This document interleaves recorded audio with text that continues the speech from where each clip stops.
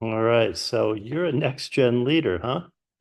Let's imagine you're in your 20s, your 30s, your 40s, your 50s, maybe even older, and you're maybe defined by family or marriage or blood, or maybe you're part of the divorced or widowed family. You think you're family, but you're really not next gen. And you might be really loyal. You might be a non-family member who's expert. Tease has really driven the family business for decades, and you're critically important. Maybe you're loving and you're hopeful and you're impatient because you just don't know what's next. You're a little fearful.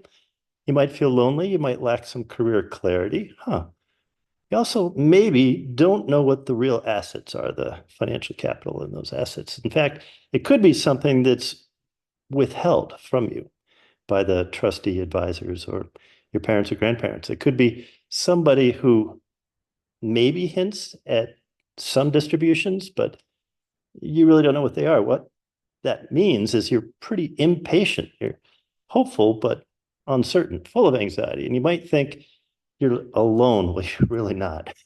There's so many folks in your shoes uh, who often are digitally trusting. They're well educated. You know, you've got career choices. You know, maybe you've got more career opportunities than your parents or your grandparents. And it could be you're looking around and you're seeing some of your friends or college buddies who are jumping into something else that's really not related to that family business. And it could also be that you're innovative and you see opportunities for a new product, a new division, a new geography, a new some innovation that you think is critically helpful and you really want to implement it. Well, the bottom line is that a lot of next gens, maybe not you, but a lot feel confused. They feel lonely.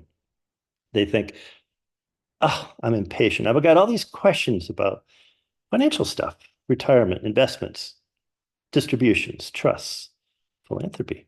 Can I do any of those things?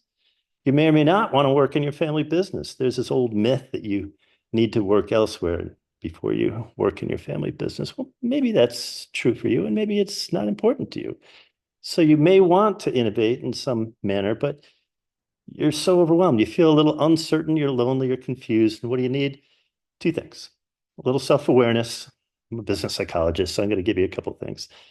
And this assessment is one tool for that. And secondly, a community, another group of peers to help support you to make smarter choices. You're not alone. In one of our recent peer groups, somebody was really quick to say, you mean we're all dealing with difficult parents? We all have a patriarch who's a little bit tough. And one guy says, yep, my mom's the patriarch. I think that's important for everybody to realize. So let me ask you a few more questions. They're not meant to be probing or personal, just so we can continue this discussion a little bit and I can give you some solutions that work.